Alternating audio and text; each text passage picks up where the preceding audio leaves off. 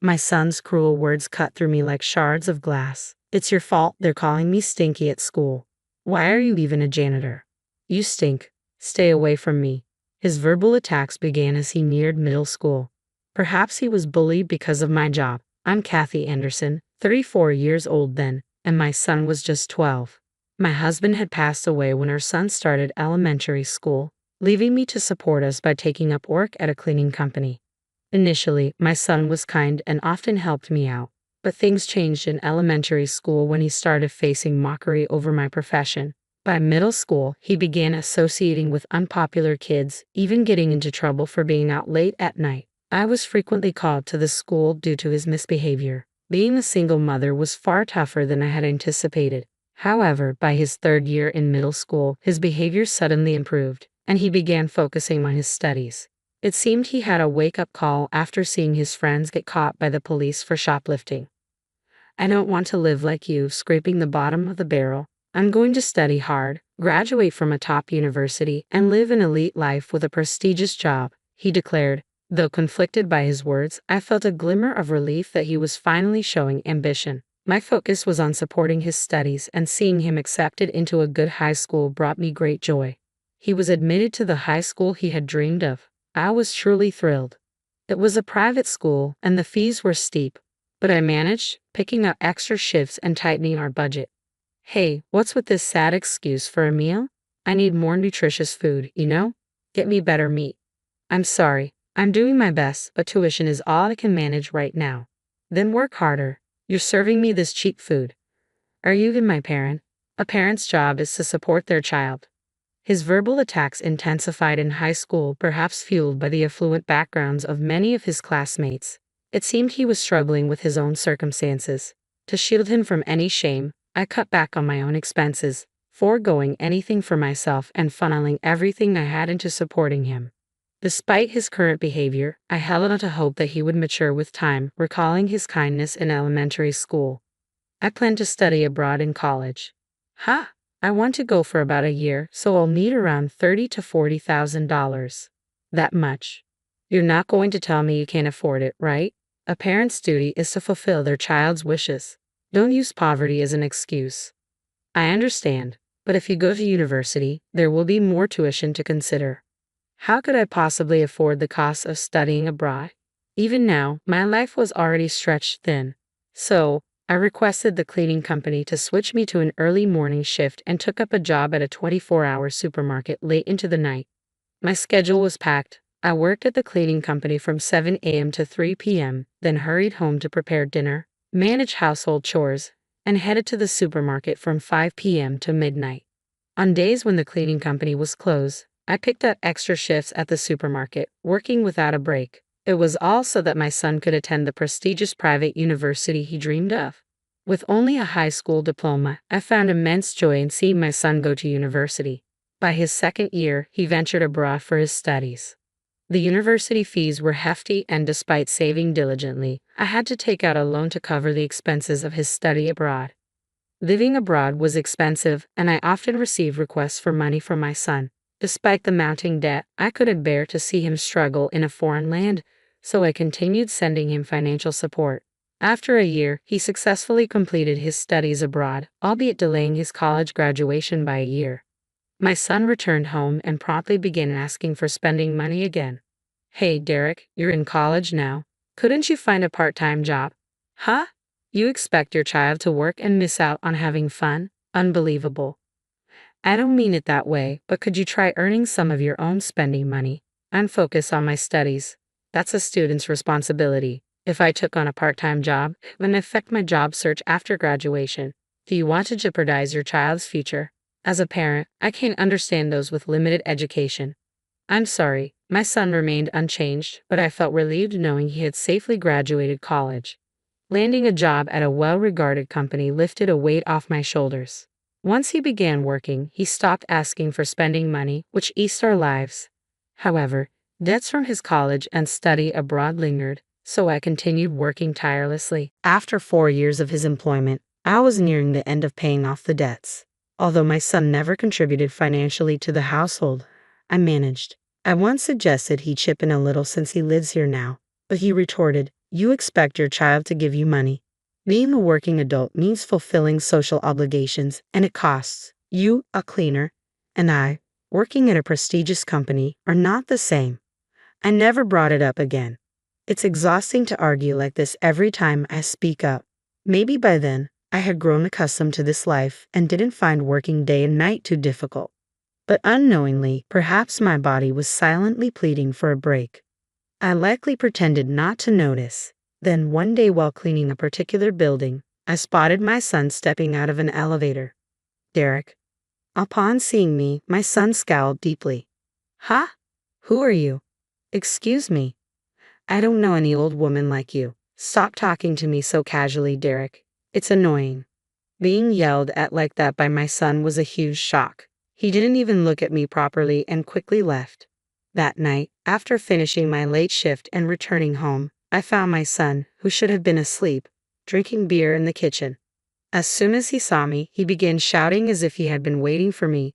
Hey, old woman, what were you thinking? Why did you call out to me there? That person is a crucial business partner for my company. Is that so? I've been cleaning that building for a long time. What a coincidence. Look, even if you see me, don't acknowledge me. It's embarrassing if people find out my mom is a janitor. Don't embarrass me. Embarrassing. I've been raising you like this. What, do you think you can buy my favor with that? I didn't mean it that way. Anyway, if you see me outside, we're strangers. Don't talk to me casually. It's embarrassing for me if people find out you're my parent.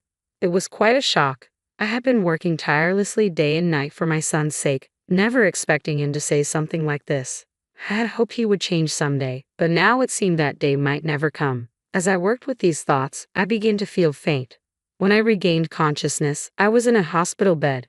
The doctor explained it was due to overwork. You've accumulated a lot of fatigue. You've been pushing yourself too hard, haven't you? Did I pass out? Your colleagues were concerned. They mentioned you always push yourself too hard, Mrs. I see. I ended up staying in the hospital for about a month to recover. Despite the hospital staff contacting my son, he never once visited during that time. However, my colleagues took turns visiting me, which was incredibly uplifting. The first person to rush to see me when he heard about my collapse was Mr. John Harrison. He's a kind man who always appreciates my work and shows concern for me. Having lost his wife early and raised his daughter alone, we found we had much in common and began talking frequently. You've done so well until now. I think it's time for you to take things easier, Mr. John said, and I couldn't hold back my tears. It felt like all the feelings of being overlooked and misunderstood that I had carried were finally melting away. I realized I had been trapped in the mindset of relentless hard work all this time. A month after leaving the hospital, my usual routine awaited me, but I had ceased expecting anything from my son, so I felt somewhat liberated. Though we didn't converse much, one day he informed me he was getting married.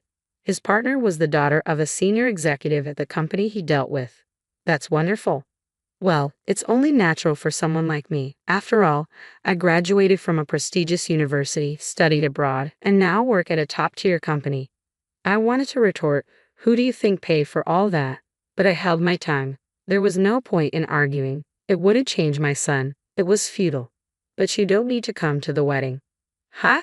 It would be embarrassing to have a parent like you there, so I've decided to hire someone. Rent a parent?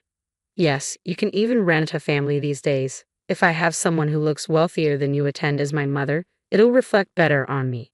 You're having someone else act as your mother? It's better than you attending. So that's what you think. Of course, you're not suitable for someone of my caliber. Don't show up at the wedding looking poor and lower class. Fine then, I don't care about you anymore. Once I'm married, I'm moving out of here, never coming back. Consider our ties cut. Sure, if that's what you want, I have no objections. Good, with that settled, I'll finally be free of seeing your poor face. With that, my son declared his intention to move out a week before his wedding and left. I said nothing, just watched him go. I thought everything was finally over. There was one worry I had, but I kept it to myself. Little did I know what would happen next. On the wedding day, my son called me repeatedly, like a madman. I was quite busy and initially decided not to answer, but his persistent calls left me no choice. What are you doing? Answer the phone. I'm actually busy. What's up? Isn't today your wedding day? Yes, that's why I'm calling. Come over right now. Huh? What are you saying? I'm inviting you to my wedding. Be thankful and come. And now you don't want to see a poor person like me, do you? Would it be embarrassing for you if I showed up? Enough with the excuses. Just come and witness your son in his glory. As I said, I'm busy. I don't have time for such events. Such events. Fine then, goodbye. As I moved to hang up, my son's panicked voice stopped me. Wait, do you know a man named John? He's the CEO of the company where my future father-in-law works. Why? He approached me today, smiling, saying he owes you a lot. Oh, you mean John Harrison? Yes, him. He's the guest of honor today. He said, I'm delighted that my esteemed employee's daughter is marrying Kathy's son. Oh, I know John quite well. Really? How do you know the CEO of such a big company? As I've mentioned before, I work as a cleaner in John's company, specifically in that building. John is the CEO of the building where I met my son while working there. He's an exceptional boss who values every employee, including us cleaners. We struck up a conversation when I returned something he had left at the washstand while cleaning the toilets. How did you become friends with the CEO of a major company when you're just a janitor? We discovered we're both single parents and found common ground. Then he asked, why isn't she here? He said, you wouldn't forget to invite your mother, would you? Why not introduce him to the stand-in mom? He knows what you look like. It'll blow our cover. Oh, really? It's not, oh, really, just come over here now. I've already said I'm not going. Ever since he learned I raised my son alone, he's been quite caring and a good listener. When my son mentioned his fiancé's father's company, I was genuinely surprised. I never imagined my son would marry the daughter of an executive at John's company. I had already informed John about this and mentioned that my son had declined my invitation to the wedding. John then suggested he had a plan and asked me not to mention our connection to my son until the wedding day. You need to come. It'll reflect badly on me if people hear how you struggled to raise me all on your own. Everyone will be saying, you should be thanking your mom. And what about you, Derek? Thanking me? Are you serious? Parents raise their kids. That's their job. Why should I owe you gratitude for doing your job? But this is making me look bad. It's your responsibility as a parent to fix this. Come over and boast about what a great son I am to everyone. Hearing that just makes me want to come even less. Are you even thinking like a parent? You reap what you sow. You're not a kid anymore. Take responsibility for yourself. Parents aren't all powerful, and I'm not your parent anymore. With that, I ended the call. John was asked to give a speech as the guest of honor at the wedding. Later, he told me he gave a wonderful speech with a smile on his face. Someone recorded it, and John showed me the video. Ladies and gentlemen, let's take a moment to honor Derek's mother, who single-handedly raised him day and night, and even took out loans to support his education, including study abroad. Despite his demands for money and lack of contribution at home, now a successful adult, he had the audacity to ask her not to attend his wedding, fearing embarrassment. Let's give a big round of applause to our distinguished groom. John's voice echoed loudly through the room. My son stood on stage, visibly pale. His bride, standing beside him, flushed red and trembled. In a sudden motion, she grabbed a wine bottle and poured it over my son's head. You ungrateful fool. Her voice rang out, filled with anger. Clutching her dress, she stormed out of the room. The guests erupted into a chorus of disapproval, leaving my son standing soaked in wine, tears, and snot, his white tuxedo stained and ruined. Seeing him in that state stirred nothing in me. It felt like watching a surreal play that had nothing to do with my life. Naturally, the wedding was canceled. With many guests from the company and clients in attendance, news of the ceremony's debacle spread rapidly. I heard he started receiving icy glares both inside and outside the office. Eventually, he resigned due to the hostile environment. The wedding details went viral on social media, making it difficult for him to find another job after his bride left. He couldn't afford the rent for their new home and was reportedly evicted. About a month later, I received a call from a public phone. Mom, where are you right now? Who's calling? I don't recall having a son who calls me Mom. It's me, Garrick. Ah, I remember someone by that name from years ago. What's the matter? It's all my fault. Please help me. I don't have a job, can't pay off the wedding expenses, and I have nowhere to live. When I returned home, you weren't there. Someone else had moved in. Oh, I've relocated from our old place. Remember, your wedding day was moving day for me. That's why I mentioned being busy. Where did you move to? There's no reason for me to disclose that. You're a stranger now. I'm living in a park. A park? Are you homeless now? Yes, I'm getting by collecting cans. You, who once looked down on janitors, are now collecting cans? How unfortunate. Do you feel any remorse for me? Not at all. We're no longer family. Please don't reach out to me again. Goodbye. With that, I ended the call. He never contacted me again after that. Perhaps he couldn't afford to make calls anymore, but that wasn't my concern. I had no desire to see him or be involved in his life again. Later, I married John. His daughter, who had already married and moved out, was delighted about our marriage. Now, just the two of us are looking forward to living our second lives happily together as a couple.